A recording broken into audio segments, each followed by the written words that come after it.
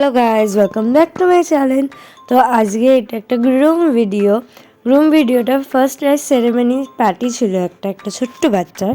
তো সেখানে যাওয়ার জন্য আমি কীভাবে রেডি হয়েছিলাম সেটাই তোমাদেরকে দেখিয়ে দিচ্ছি।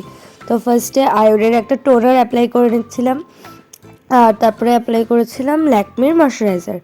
আর মেকআপ করতে করতে আমি গান শুনছিলাম, ওই জন্য একটু নাচানাচিও করে নিচ্ছিলাম। আর ময়শ্চারাইজারটা একটু বেশি পরিমাণেই আমি ইউজ করেছিলাম, কেন কি শীতকালে আমার স্কিন এমনি খুবই ড্রাই হয়ে যায়, ওই জন্য আমার বেশি ময়শ্চারাইজার লাগে। আর ভিডিওতে মা চলে আসে, আমি যখন মাকে বলি যে তুমি ভিডিওতে আসছো, আর মা খুবই লজ্জা পেয়ে যায়, ওই জন্য তাদের করে পালিয়ে গেছে। এবার আমি ব্লু হেভেনের একটা প্রাইমার ইউজ করে নিই।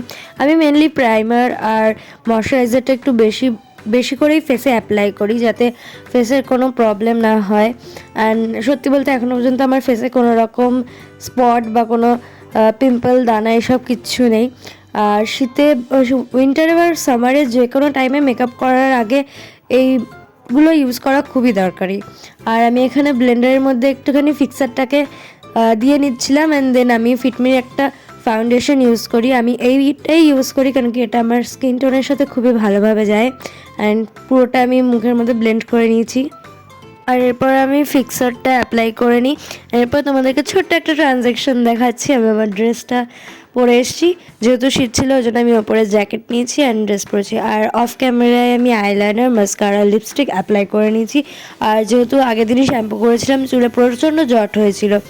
এবার চুলটাকে সেট করব, অ্যান্ড সাথে আমি আমার ইয়াররিংসগুলো পরে নিয়েছি।